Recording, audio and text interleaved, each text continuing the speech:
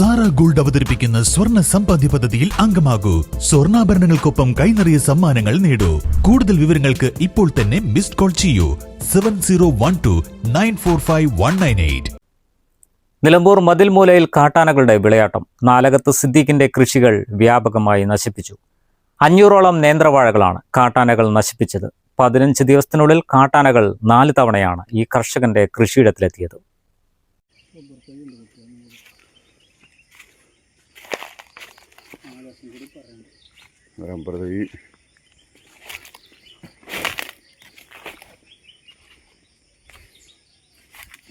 Fencing നമുക്ക് പോയാൽ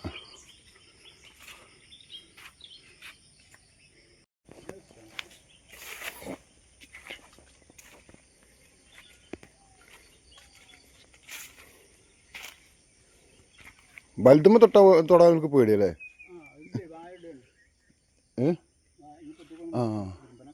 ആനകൾ കൃഷിയിടത്തിലേക്ക് വരുന്നത് കണ്ട് വനപാലകരെ അറിയിച്ചു. കാഞ്ഞിരപ്പുഴ വനം സ്റ്റേഷനിൽ നിന്നും എത്തിയ വനപാലകർ ആനകളെ കാട് കയറ്റാതെ കൃഷിയിടത്തിന് പുറത്ത് നിന്ന് പടക്കം പൊട്ടിച്ച ശേഷം മടങ്ങിയെന്നും ഇതിനുശേഷമാണ് 3 കാട്ടാനകൾ കൃഷിയിടത്തിൽ സർവനാശം വിതച്ചതെന്നും സിദ്ദീഖ് പറയുന്നു. ഫെൻസിങ് ഉണ്ടായില്ലല്ലോ, അതിന്റെ അപ്പുറത്ത് കൂടെ ആന കയറിയിട്ട് വന്നു. ഞാൻ ഫോറസ്റ്റുകാരെ വിളിച്ചു. ഒരു 11 മണിയാകുമ്പോൾ വന്ന് ഒരു ഇതിക്കും കൂടി വായിക്കൊന്ന് ഇറങ്ങി നോക്കാതെ പുറത്തുനിന്ന് അവർ പടക്കം പൊട്ടിച്ചു. ആന പോയി കാണുമെന്ന് പറഞ്ഞു.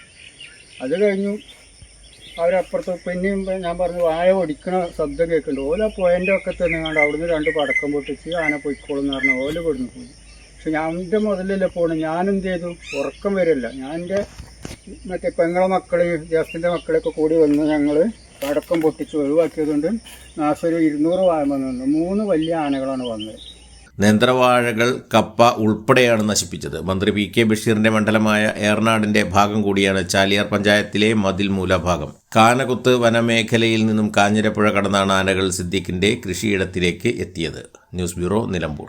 നിങ്ങൾ ഉദ്ദേശിക്കുന്ന ഏറ്റവും പുതിയ മോഡൽ ടൈൽസുകൾ എല്ലാം ഒരു കുടക്കീഴിൽ. വിശാലമായ ഗോഡൌൺ സൗകര്യം, tiles, sanitary ware, Chettiyarammal, Wandoor.